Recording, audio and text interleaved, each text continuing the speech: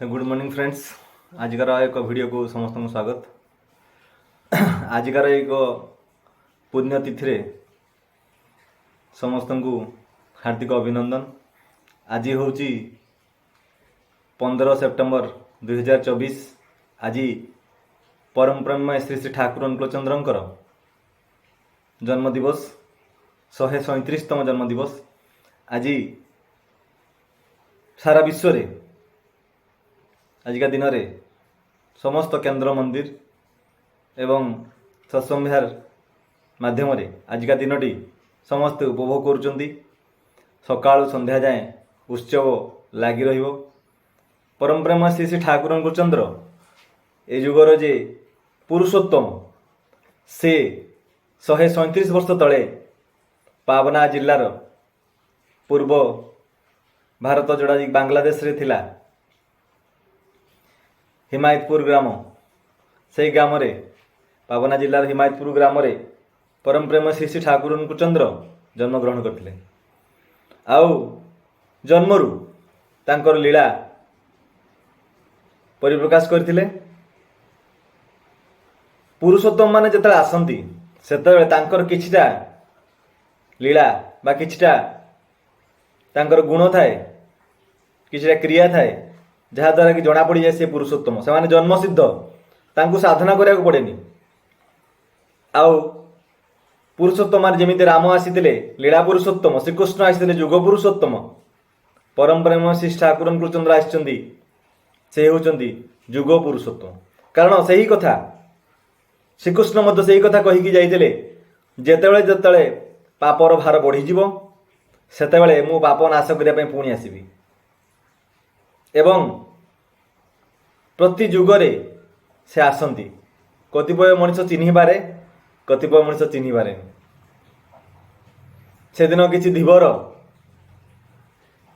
यीशुख्रीष्ट को चिन्हि पारथिले, से दिनर किछि लोक मोहम्मद को चिन्हि पारथिले, किछि लोक रामकृष्ण को चिन्हि पारथिले, किछि लोक बुद्ध को चिन्हि पारथिले। समस्त चिन्हि पारंतिनी सेही समय, किंतु गला परे बहुत दिन परे तांकर लीलाटा प्रतिप्रकाश हुए। आ से जोड़ी जन्म हुंती सेठू ही विताड़ित हुंती, सेटा तांकर लीला। से माने सबु जुगरे एटा होची तांकर लीला। आउ जदि मु चिन्हि पारुनी तांकु ताले मते आहुरी केते जन्म बाकी अछि तांकु चिन्हिबा पई। आ मु मो कथा कहूची, मु निजे एते भाग्यवान आ ए भलिया परिवार में जन्मग्रहण करछि जो परिवार रे से भलिया धारा रे तांकु बुझिबा पई धरिबा पई मते सुविधा हला। कारण मो जेजाबा धरतिले, मो बापा तार मु तार मो पो, हमर 4टा जनरेशन हे गलानी से श्री ठाकुर अनुकूलचंद्र धरि बोलछु। प्रति मुहूर्त रे निज सांगरे साथी रे आ से जो आसीचंदी एथरो जो से सतनाम टिकक नेकी आछंती, इष्टबुद्धि टिकक नेकी आछंती, सेटा ही बड़ चमत्कार। प्रति जुगरे जुग माफिक जहाँ जहाँ दरकार से नहीं कि आसतांती अपडेटेड फॉर्म रे। आमे सब जिन अपडेट करूचे, सेति पई निजर विवेक को खटेई मनर अनुसरण न करिकी पुरुषोत्तम आसीचंती तांकु धरा दबा, तांकर निर्देश परिपालन करी चलिबा। देखिबे जीवन रे दुख कष्ट अभाव अनाटन सबू रहिबो, ता मध्यरे मध्य आनंद उपभोग करि परिबे। का ज्वलंत उदाहरण मु आपन सामने रे बसिची। मनीष जो रोग वैराग्य रे जीवन सारा घोरी हुए, जीवन सारा कष्ट पाए।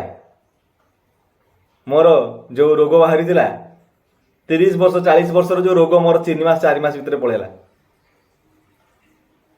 तो एटा होची तांकर लीला कहले अत्युक्ति हबनी। से मते मोर मानसिक मोर अवस्था मोर प्रति मुहूर्त मोर निश्वास थिबा जाए मु तांकर सेवा करिवि।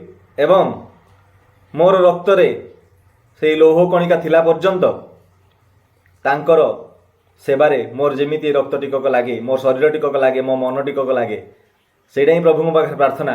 मु तुमको आहुरी आहुरी आहुरी आहुरी चिन्हि पारे, तम दया को प्रति मुहूर्त मु अनुभव करि पारे जे जेभली मोर जीवन रे मो निजर अहंकार टिकक न आसु।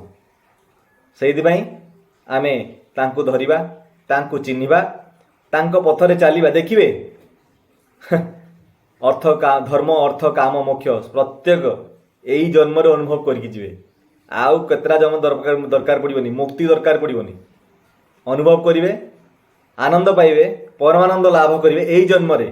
ସ୍ତ୍ରୀ ଛୁଆ ପିଲା ପରିବାର ନେଇକି ଆମେ ଦେଖିନେ ରିଟାୟାରମେଣ୍ଟ ପରେ କ'ଣ ହବ, ପରଜନ୍ମରେ କ'ଣ ହବ, ଆଉ ସେ ମର୍ତ୍ତ୍ୟ ପ୍ରାପ୍ତ ହବ କି ନାହିଁ, ସ୍ୱର୍ଗ ପ୍ରାପ୍ତ ହବ କି ନାହିଁ, ନର୍କ ପ୍ରାପ୍ତ ଆମେ ଜାଣିନେ। ଏଇଟା ହିଁ ମର୍ତ୍ତ୍ୟ, ଏଇଟା ହିଁ ସ୍ୱର୍ଗ, ଏଇଟା ହିଁ ସବୁ ଆମର ଏଇଠି। ଆମେ ଏଇଠି ସବୁ ଉପଭୋଗ କରିକି ଯିବା। ସେଥିପାଇଁ ପ୍ରତ୍ୟେକ ଦିନକୁ ଆନନ୍ଦମୟ ବନାନ୍ତୁ। ସେହି ପରମାନନ୍ଦଙ୍କ ସହିତ ଯୋଡ଼ି ଆମେ ମହାଆନନ୍ଦରେ ଜୀବନଟାକୁ ବିତେଇବା। ସମସ୍ତଙ୍କୁ ମୋର ଜୟ ଗୁରୁ।